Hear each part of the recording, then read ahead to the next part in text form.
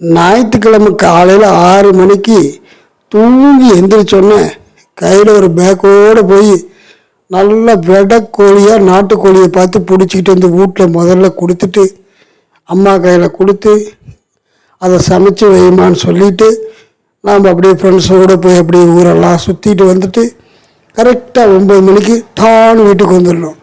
ஏன்னா அதுக்கு மேலே லேட்டானா சூடு அரி போயிருமில்ல.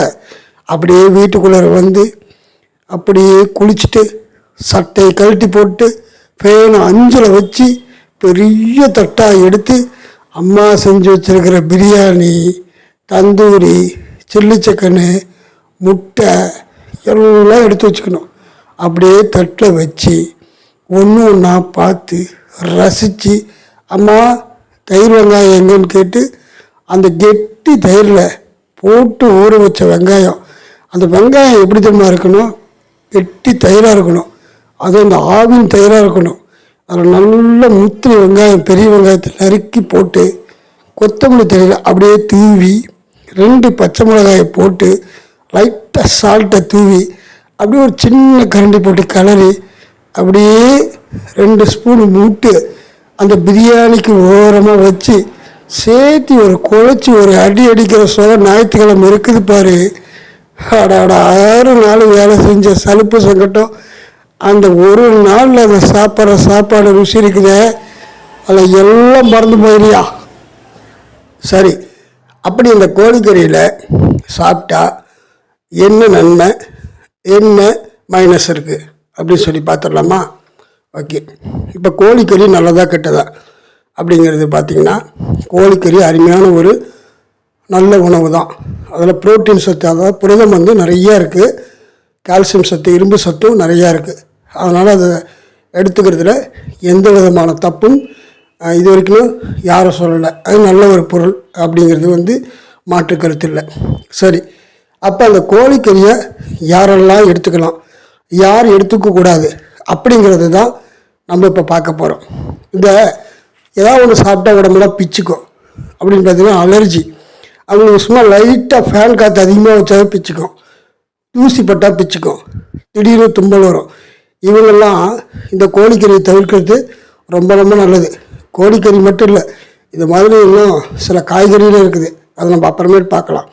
அப்படிப்பட்ட நபர்கள் மட்டும் இந்த கோழிக்கறியை தவிர்க்கிறது, இந்த கோழி, மீன், இந்த முட்டை, இந்த மாதிரி பொருள்கள்லாம் தவிர்த்துக்கிறது நல்லது. சரி, ஓகே. இதில் இன்னும் ஒன்று என்ன அப்படின்னு பார்த்தீங்கன்னா, இந்த கோழிக்கறி பிரியாணி செஞ்சு சாப்பிடும் பொழுது அதில் செய்யும் போதே பார்த்திங்கன்னா தயிர் சேர்த்து செய்வாங்க. எதுக்காகனா அந்த மாமிசம், அந்த கறி வந்து ஸ்மூத் ஆகிறதுக்காக தயிர் போடுவாங்க அந்த பிரியாணியில் ஒன்று. அதுக்கப்புறம் பிரியாணி செஞ்சு சாப்பிடும்போது தயிர் பச்சடி போட்டு சாப்பிடுவோம். இது ரெண்டும் என்ன பிரச்சனைன்னு கேட்டிங்கன்னா, ஒன்று சேராது. யாருக்கு? ஒரு சிலருக்கு, எல்லாருக்குமே கிடையாது, ஒரு சிலருக்கு சேராது. அப்படிப்பட்டவங்க இந்த தயிர் வெங்காயத்தை தவிர்த்துக்கங்க, ஒன்று. ரெண்டாவது, இது கூட முட்டை சேர்த்து சாப்பிடும்போது என்ன நடக்குது அப்படின்னா, ஏற்கனவே புரோட்டீன் சத்து அதிகமாக கோழிக்கறியில் இருக்குது, முட்டையும் புரோட்டீன் சத்து அதிகமாக உள்ளே கொடுக்குறீங்க. அப்போ என்ன நடக்கும்? உடல் வந்து இயக்கம் வந்து அதிகமாகிடும், ஜீரண மண்டலங்கள் அதிகமாக வேலை செய்யும். இப்போ சிலருக்கு வயிறு உப்பசம், இந்த கேஸ் ட்ரபிள் பிரச்சனை, இது மாதிரியெல்லாம் நிறைய தொந்தரவுகள்லாம் இந்த கறினால் வரும். அதனால் இந்த மாதிரி பிரச்சனை யாருக்கெல்லாம் இருக்குதோ அவங்க இதை தவிர்த்துக்கிறது ரொம்ப ரொம்ப நல்லது.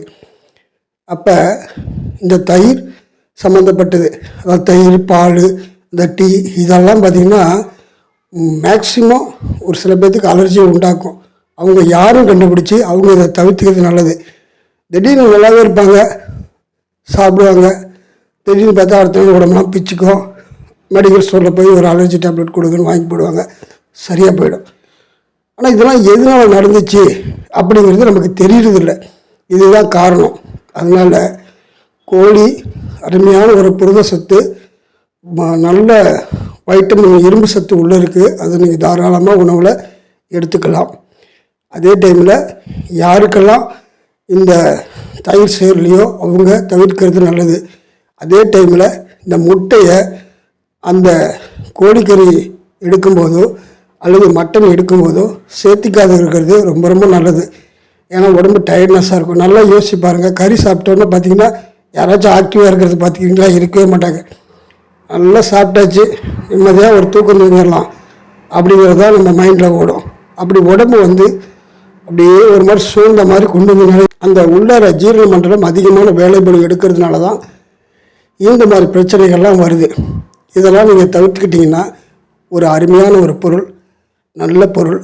அதில் நாட்டுக்கோழி சிறந்ததா பிராய்லர் சிறந்ததாங்கிறத தாண்டி அவங்க வசதிக்கு தகுந்த போல் பணம் எவ்வளோ இருக்கோ அதுக்கு தகுந்த மாதிரி அந்த பொருளை வாங்கி யூஸ் பண்ணலாம். முடிஞ்சளவுக்கு பிராய்லரை தோல் உரித்து வாங்குங்க. அதில் மேலே சின்ன சின்ன முடியெல்லாம் இருக்கும், அதெல்லாம் தோலோடு போயிடும்.